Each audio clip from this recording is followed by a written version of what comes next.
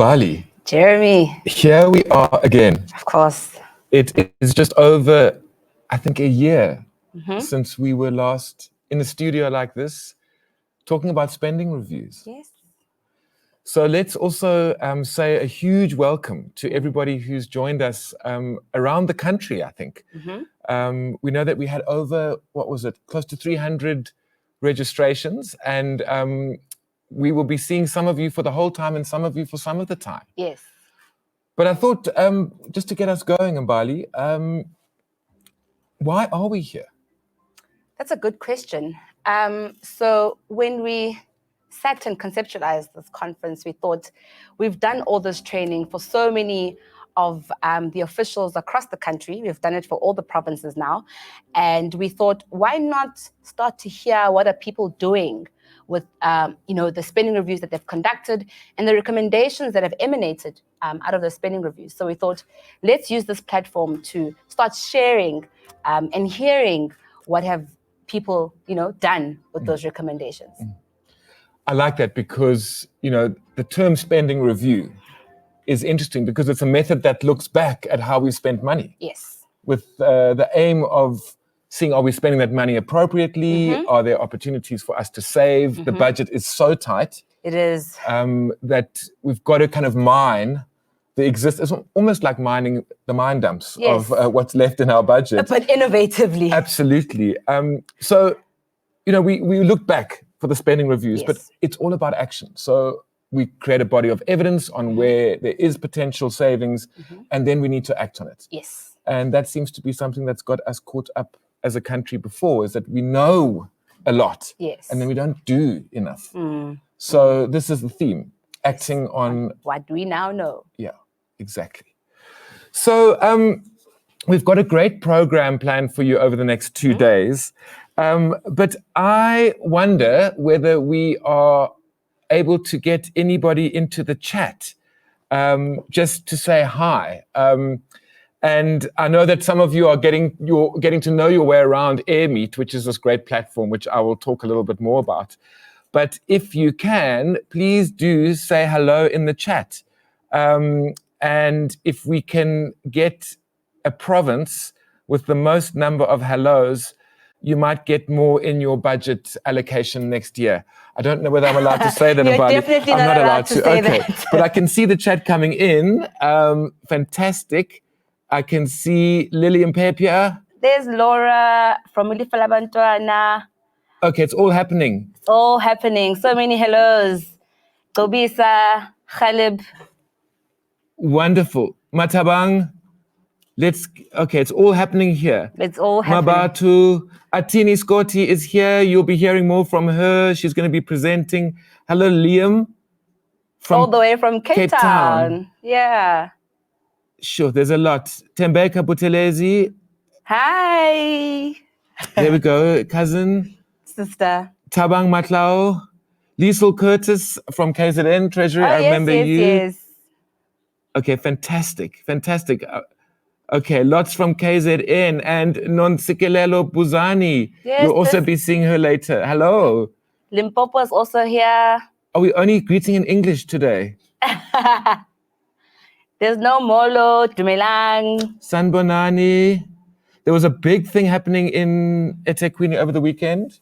Yes. The outfits were off the charts. Sanbonani, Abusheni, Da Molweni, Tobela, Dumelang. Okay, we're getting it all. Goeiemorgen. Okay, fantastic. All the diversity is happening here. Great.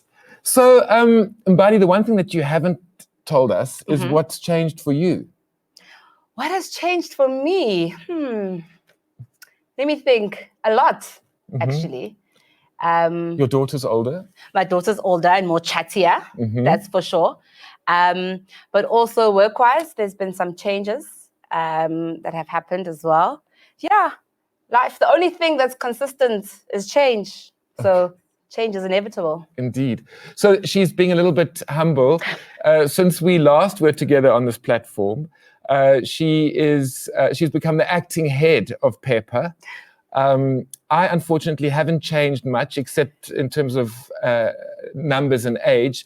But Mbali, you are acting head of PEPA. I am. So you're wearing two hats with us today. I am indeed. The one is as my co-anchor for the conference, and the other one is as the acting head of PEPA. So it's important that you welcome us as the acting head. So will you put on your PEPA hat and leave me for a moment and just give us the official welcome? I will indeed. Thanks, Jeremy.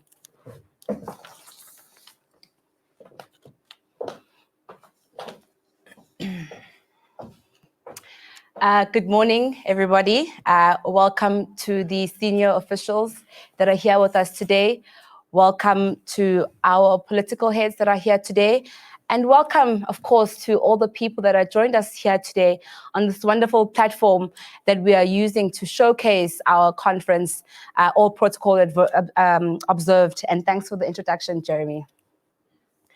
I'm very happy to be talking to you all about the important work that is done by the Public Expenditure and Policy Analysis Unit in GTAC, otherwise known as PEPA, pertaining to spending reviews, of course.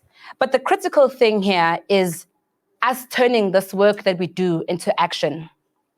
That is why when I sat and conceptualized this with the team, we thought and perhaps agreed that it's time to start sharing how the various officials have turned their work into action after obviously going through the training on the spending review methodology and understanding the spending review methodology.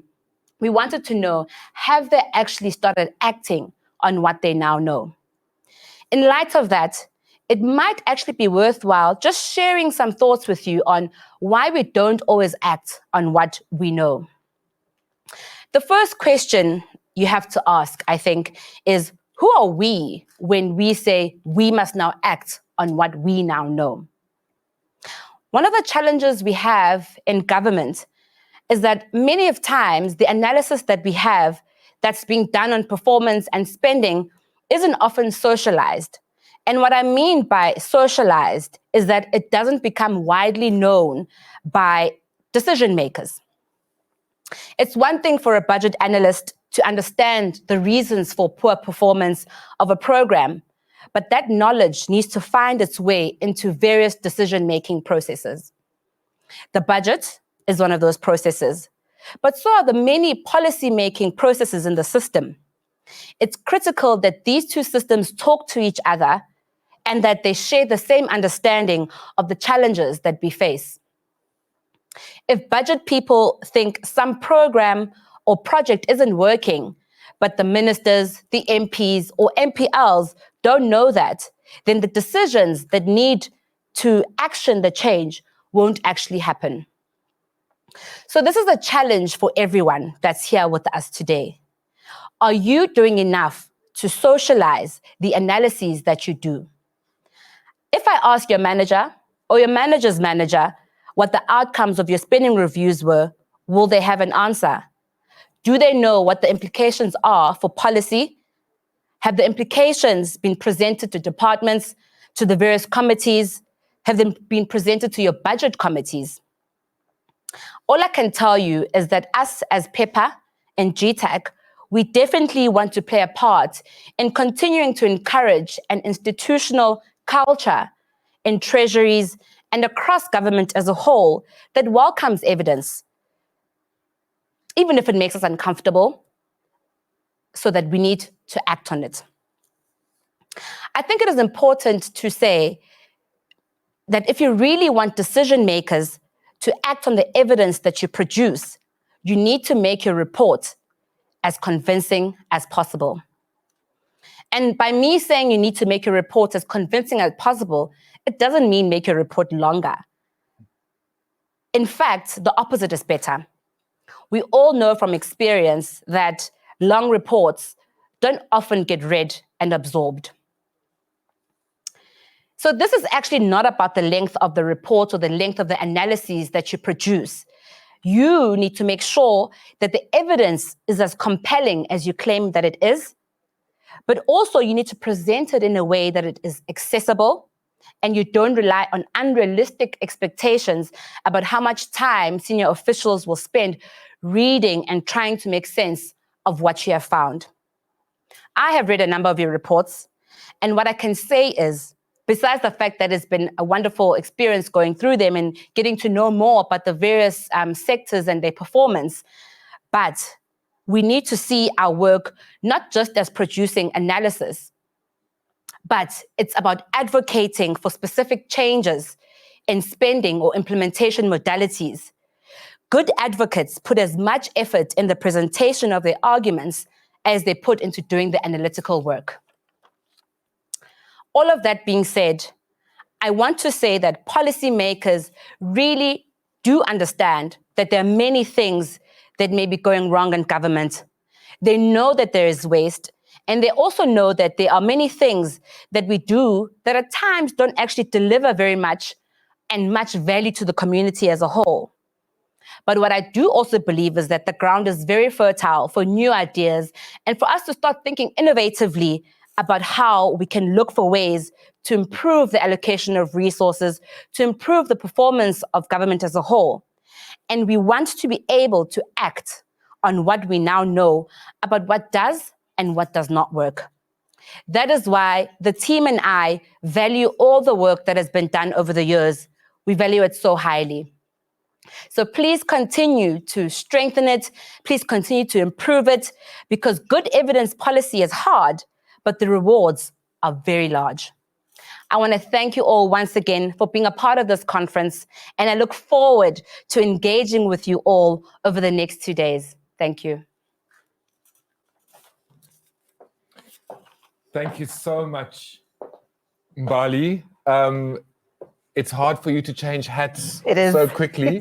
We had you on the podium just a few seconds ago, but thank you so much for welcoming us in your official role as the acting head of PEPA. There were a few things that you said which really struck a chord with me. I like the way you said, how do you socialize the findings of your spending review so that decisions are made through various committees. But the real point is actually the word socialize, because we are influencing human systems here. So if the argument is not clear, or if you've given us a report that weighs 4.8 kilograms, it is too much for our decision makers to engage with. Succinct, clear, based on evidence is what we are talking about. Correct. You would have heard me say this many times, and I'm sure people who are on the call that I know will remember me saying these things, because I've got a few stock sayings that I always use. But Martin Luther King said, "I have a dream." He didn't say, "I have a log frame," or an institutional analysis, or a theory of change. All of these things are important. Or he didn't say, "I've done a VLOOKUP," or a pivot table. But those are all tools to translate into a really clear, compelling argument as to how we can use our public funds better. Correct. And it all starts with a goal. It definitely does. Yeah. It definitely does. Or a problem statement. Exactly. So we call it the problem statement, but why are you doing what you do? If you don't know why, then you're going to get stuck in a meandering route. We were chatting earlier, Mbali, not that everybody knows, but we were talking about, isn't it interesting when the rule becomes the goal, as opposed to the reason or your problem statement becomes the goal that you're trying to solve? Yeah. So these are all reforms that we're trying to kind of shift, and PEPA and GTAC are creatively looking at methods that we can use to really improve the delivery of services to citizens, because that's ultimately what it's about. So I also like what you said, Mbali, about sometimes it's a bit uncomfortable. It definitely is. When you have to sit there and tell a department what the evidence has to say about a particular program. It doesn't always end in a nice way. But our job as the analysts, as the people that have engaged with this program, is to relay and demonstrate what we've seen, no matter how uncomfortable it may be. Yeah, it's not a popularity context. It's definitely not. It's an evidence festival. Correct. Translated into a clear argument with some clear options around what to do. Correct. So, Mbali, we have this great program over the next 2 days. We've started off with a welcome from Mbali, and I don't know if I introduced myself or introduced you, except for the fact that you're the acting head. Showing off. But yes, so I'm Jeremy Timm, and I have been involved in a facilitation role in spending reviews. From the very beginning, actually.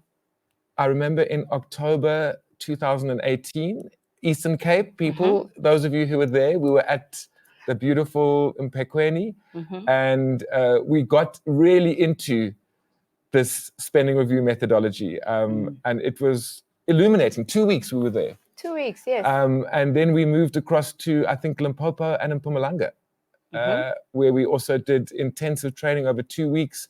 And so it went on. We went to KZN. That was in December. That was in December. We went to Free State and Northwest together. Northern Cape, yes, and we went to Gauteng. Gauteng and Northwest. Yes. Free State and Northern Cape. Yes. And then the last province was Western Cape. Correct. Yeah.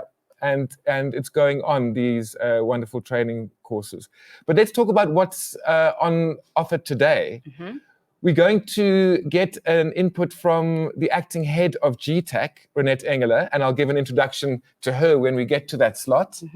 We're also going to be having a number of reflections of spending reviews themselves. Yes. And our first one comes from the Eastern Cape, where we'll be looking at the Learner Transport Program. We've come full circle. Exactly. It starts there, and it's always about that, because that is a key program which we really think there are some opportunities for some savings. Yeah. So we'll be welcoming Nsiki Buzani, who will be giving us an input on that. And then we will take a break. But before we even get to Nsiki, we're going to have a panel discussion with heads of department from 3 provinces. We'll be joined by the heads of department from Limpopo, from Eastern Cape and Western Cape. Yes. And be exploring with them some of their reflections on spending reviews and what's been coming out of spending reviews in their provinces. They will also be joined by Ochale from the National Treasury, and she'll be giving some inputs around how National Treasury is engaging with this work. And it's great because the provinces are the actual implementers. Yeah. So why not have someone from IGR that works in the space quite closely? Exactly. And of course, IGR stands for Intergovernmental Relations, not intergovernmental collisions or frustrations. It's about the relations. So even in this context, we are building relationships across the spheres, because this is precisely what we need at this time in the public sector. We'll take lunch, and then we're going to go to a really interesting input from Anthony Altbeker. He's going to be talking about personnel analysis and how that impacts on policy. This is all in service of acting on what we know. Correct. We were going to be joined by the minister for our last slot of the day, but unfortunately there's a lot going on, and there's a cabinet meeting today which he's having to attend to, so he will unfortunately not be joining us, but we'll be bringing our session to a close around about 3:15 today. And I will keep tomorrow a secret until we get to the end of today, but we will be doing more interesting presentations and inputs, more panels, and we'll be bringing this all together in terms of what does this ultimately mean. Yes. So it's a great 2 days. You won't have to sit in front of your screens for too long. We do know that there's such a thing as screen fatigue, and you've had a lot of it. So let me give you a little overview of this great platform that we call AirMeet. You would have found out something about it if you're listening to me now. If you're not listening to me now, you're not on AirMeet. I'm also going to acknowledge upfront that we are supported by a great team that you don't see. They are flighting presentations, they are camera people, sound people, all sorts of people out there, and I sometimes might talk to them. So if it sounds like I'm talking to somebody who's not in Mbali, it's part of the team that I'm talking to. And you're not going mad. Well, I hope not. I'm trying to remain sane. So let me talk a little bit about the AirMeet platform. If you are battling with any connectivity issues, we suggest that you actually upgrade to using Chrome, and also disable your firewall if you're getting some slow stuttering, and close all your other applications. And if you have lots of friends and family working off the same platform, ask them to stop so that you have exclusive use for now. You would have got into this great registration area. We're trying to emulate what it's like to be in person. So you will see there on your screen a whole lot of things. You can be in the auditorium, You can see the program, you can click on the schedule, and that will take you to the various elements of our program over the next 2 days. We have a great lounge, which I will show you in a moment, and we also have a great exhibition hall, which is fantastic. So if we go to the next slide, please. I wanted to invite you to add a little bit more about yourself. You'll see the little icon about people, and you can right-click on yourself and add a picture of yourself. You could talk about a little bit more about your bio, and also add your interests. We are wanting to build relational capital, because that seems to have an indirect relationship with budget size. If you've got a limiting budget, Mbali, and you build the relational capital, you can get more for your rand. So please don't sit there in your office avoiding people. Put some more information about yourself so that we can get to know you and link up with others too. You can also connect with others, and you might want to catch up with a colleague who you might have seen some time back. You can schedule a meeting with them. You can also ask them to come and join you in the lounge at a table. We encourage you to do all of those things. Moving on, let me also invite you to see which particular sessions you might want to visit. Some of you might not be able to be with us all the time. You might want to click on a session and add it to your calendar. These are all great functions that we've got in the AirMeet. And let me also say that if you are unable to attend a session that you really wanted to because you're called by your boss or some urgent matter, everything that we're doing is recorded, and you can click on those to see them at a later stage. If we carry on with that, my next slide, which is, of course, the live interaction. We can't be together in the same room, but there are great facilities for you to engage with us. So you can use the chat. Many of you are already using that, which is great. And I see some of you are loving the platform. Siphumelele is loving the platform. That is great. We also like the platform, although we wish you were a little bit closer so we could see you all. But this is very good second best. There's also a Q&A. So you will see in some of our inputs, we will ask you to look at the Q&A. A question might be posed. You can give some answers, or you can engage with the presenter in terms of asking them some questions, and they will be able to give you some answers. Of course, we live by emojis. Mm-hmm. If you like what the person's saying, or if you want to just get a yes, exactly. So why don't we see if it's working? If you are hearing us and with us so far, let's get a thumbs up. Let's see if that comes. There we go. It seems to be working. And you can do this over and over again. If you love what Mbali said in her opening remarks, you can indicate that with some other emojis. If you'd like us to speed things up, there's no emoji for that. Sorry about that. But please use the emojis. It's great to get your presence felt on the platform. And then, of course, there is a leaderboard, which I will talk about a little bit later as one of my last inputs. So then we can also go and visit the lounge. So if you click on that icon, you will see that we have lots of tables. You can go and sit at a table, and you can invite other people to enjoy your company or a topic, or you might want to set up a session with some colleagues and say, let's meet at table 1 or table 2 in the lunch break so that we can chat a little bit more about what has been said, or you might just want a meeting.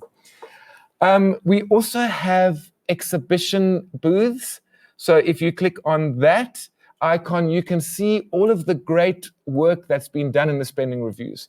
So, for example, if you want to look at learner transport, you could go and look at that one, and you could explore more some of the great resources that the PEPA team has prepared.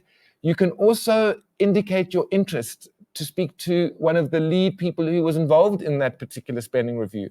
They're not sitting there live, but you can schedule a session with them, and they can then host a chat in that booth during a part of the day, which is a great way to ask questions about those particular spending reviews. And then there's this great resource. It's called the Fluid Space, where you can basically just bump into people.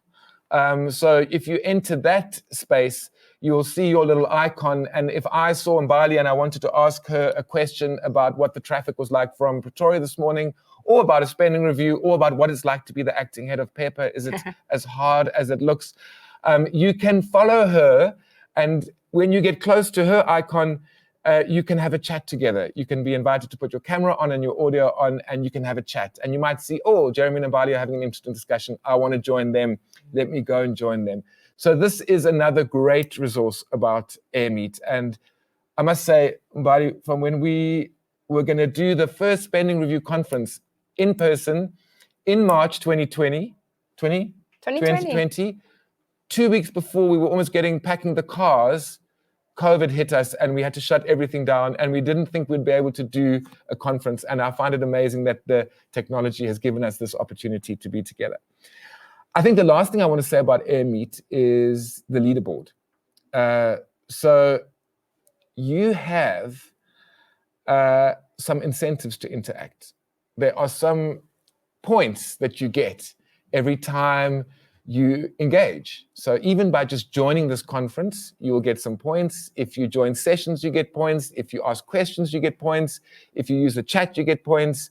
If you go into the lounge and the fluid space, you get points. They all mount up. And we will be monitoring the leaderboard because there is a wonderful gift for the winning person. I'm not going to say what it is, but it is for the person's family. It's to a great place. It's worth a nice chunk of money. So by attending the spending review, to spend less in the public sector to achieve more, you can also spend less at home and achieve more in the same way. I know I want to win that prize. Unfortunately, you can't. So, and look out for a pseudonym. She's going to come as something else on the platform, but this is Mbali. Okay, I think that gives us a good overview of the platform, Mbali. And it's nice to see that there's some wonderful feedback in the chat. People are loving the platform. Oh, yes. Okay, brilliant.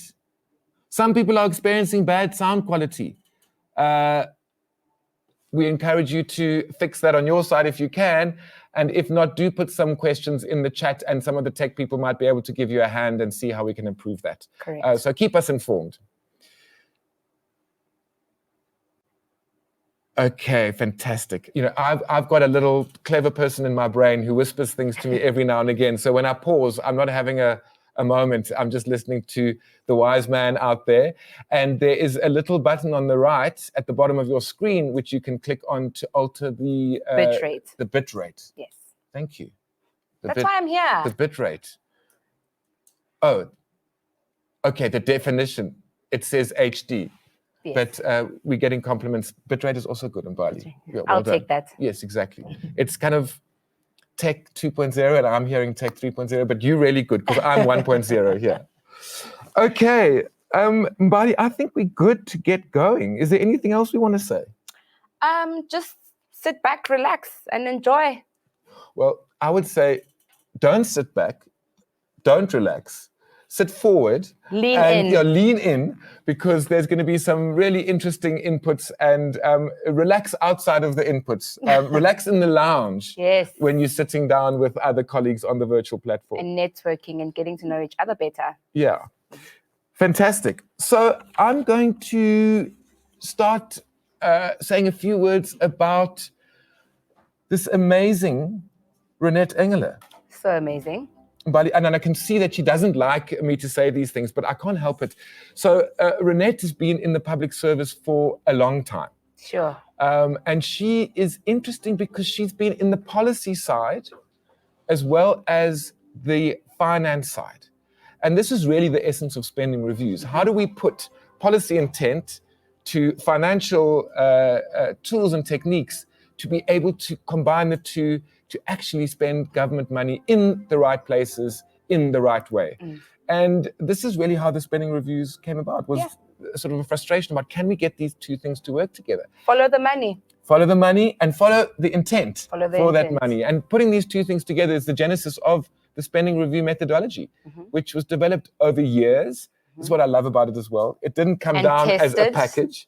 it was incrementally implemented, tested, refined into such a way that we now have the 6-step method which we use in the spending review methodology. Correct. What else to say about Ronette? She's passionate. She is relentless. She will not let go the opportunity to improve the public service. Yes. And like you, Mbali, things have changed for her since last year. That's because true. she's now the acting head of GTAC. And so she'll be joining us in this platform, in this conference. Thank you. But with this status, she'll be joining us as the acting head to give us some introductory remarks and help frame some of the debates that we'll be having over the next few days. So I think, Mbali, I'm tempted to give her a round of applause as we welcome you, Ronette. I think the camera's going to go over, but thank you so much, Ronette. Over to you. Well, thank you, Jeremy and Mbali over there. Please put a comma in and decimal them one back. I mean, really, just it's overstatements over there. I have been in the civil service for a long time. I keep on saying, not intending to stay, but when next I looked, I've been here for 24 years now. But let me start by saying, first of all, welcome to the MECs, the various heads of departments, and to all our guests across the virtual world. It's wonderful what the technology allows us to do. And I know those of you that have logged in today, you are here in for the hard technical discussions that we are going to offer. You are dedicated civil servants. It's going to be fun, but I would like to say, put on your seatbelt. We're going to go, we're going to go, we're going to move. The theme for our conference over the next 2 days is about implementation, the reality of taking the insights from spending reviews and making decisions with it, doing something about it, finding the courage to push back on the 1,001 bureaucratic rules, some of which aren't necessary, that you need to change to be able to do your work. I feel very strongly that we should never have said in this country that we have excellent policies but bad implementation. Good policies are appropriate to your implementation conditions. You do not need to drive a Lamborghini in the mountains of Lesotho. You need a solid Land Rover or a Toyota Bakkie or whatever that can get you to where you want to go. And our spending reviews are like the engines of these good vehicles that can get you to the top of the difficult mountains. You take the care and you do the work with sophistication. You build an engine of insight. And then the critical thing is to drive that engine, to turn that work into action. And that is what we're going to be discussing here over the next 2 days. When I last spoke to you at the previous spending review conference, I was the head of spending reviews. But since then, I've been asked to act as the head of GTAC. And why am I telling you this? I want to share some of my insight and experiences of being a head of an entity. Now that I've taken the responsibility for an entity, no matter what the size, I'm yet again deeply under the impression that the demands on senior management is not trivial at all.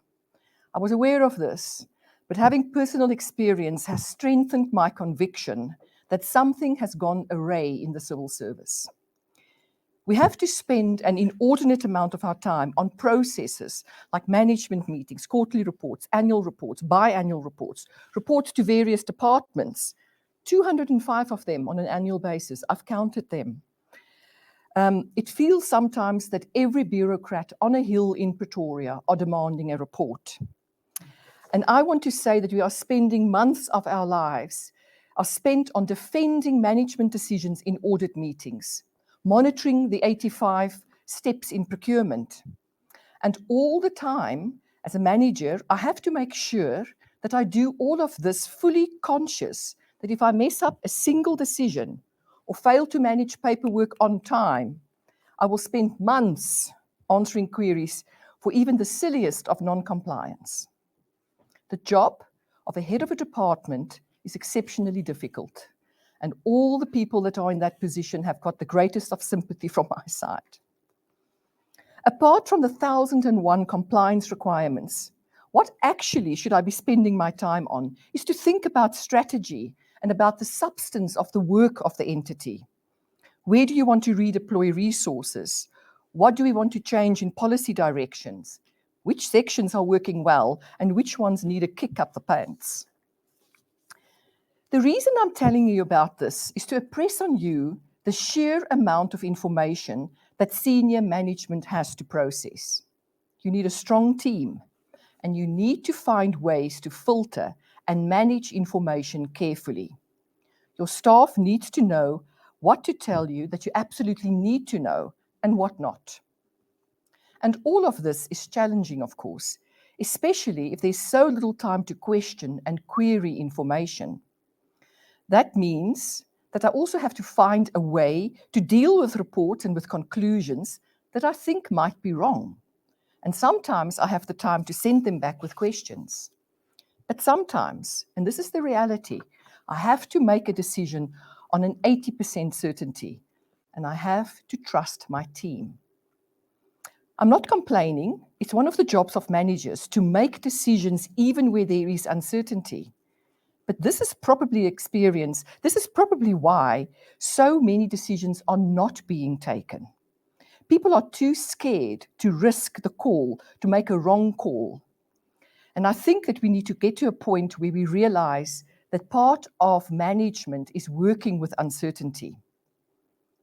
So, the critical point for this conference is we really have to make it as easy as possible for leaders to make decisions based on the work that we've done.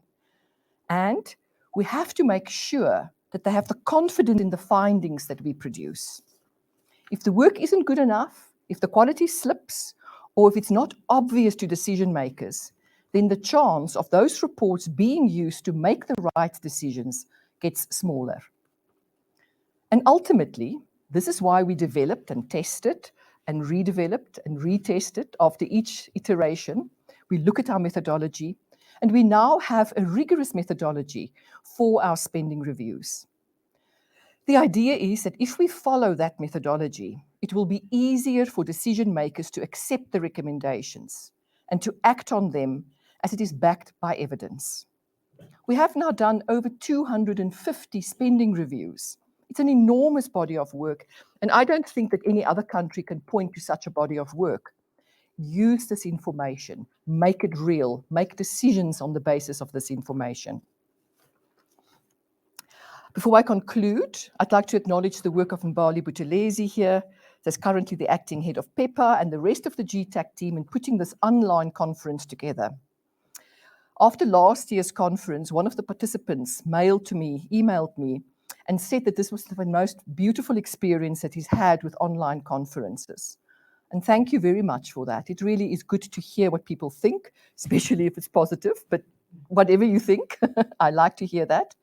And I want to agree that last year was excellent, but we have a high standard to maintain, and I trust that this will be even better this year.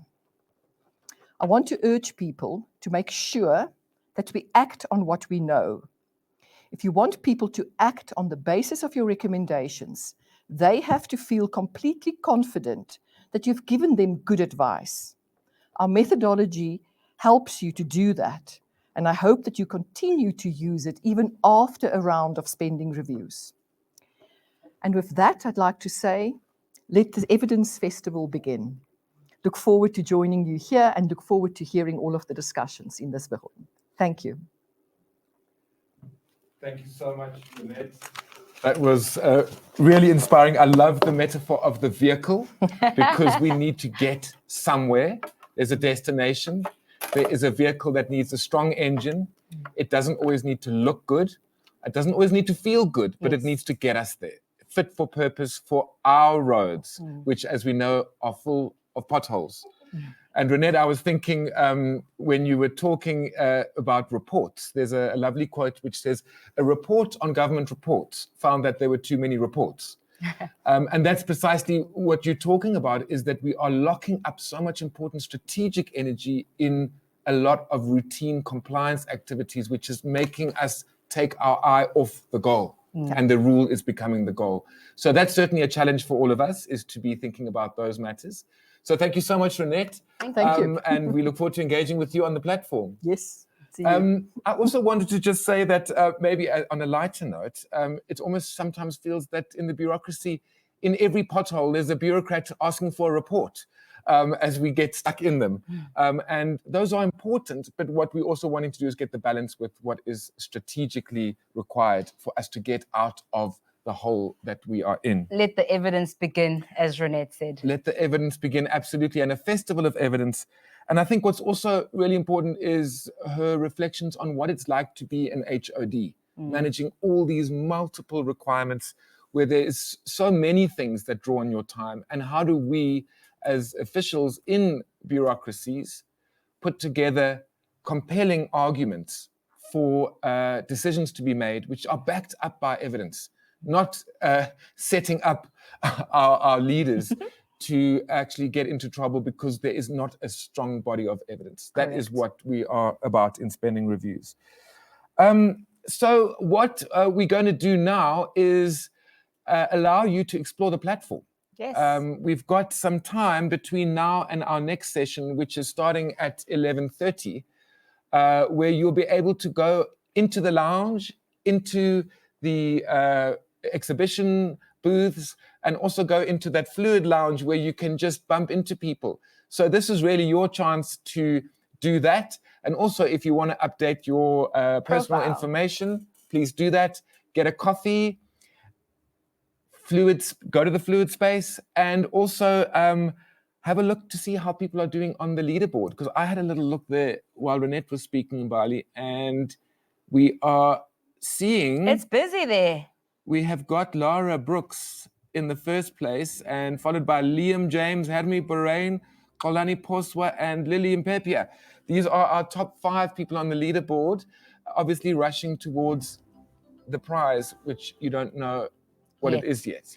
And it's a pity that the 2 in the top 5 don't actually qualify. This is... Mbali's being unfair. She's now taking the job of acting head of PEPA to a new level because 2 of them are in her team. But anyway, please don't be discouraged by statements like that. So welcome everybody. We're off to a good start. Please do enjoy the break where you can explore and have your own break. And let me also just say that we are going to the next session. So the way in which AirMeet works is that you click on the next session to join it. So when we start at 11, I would say come back on at about 11:25. We'll be joined by our next panel, which are the HODs of Limpopo, Eastern Cape. Western Cape might be joining a bit late because he's in the MTBPS presentation at the moment, but he'll join us a bit late. And we'll also, of course, have National Treasury on the panel. So thank you all, everybody. We will see you soon. Bye.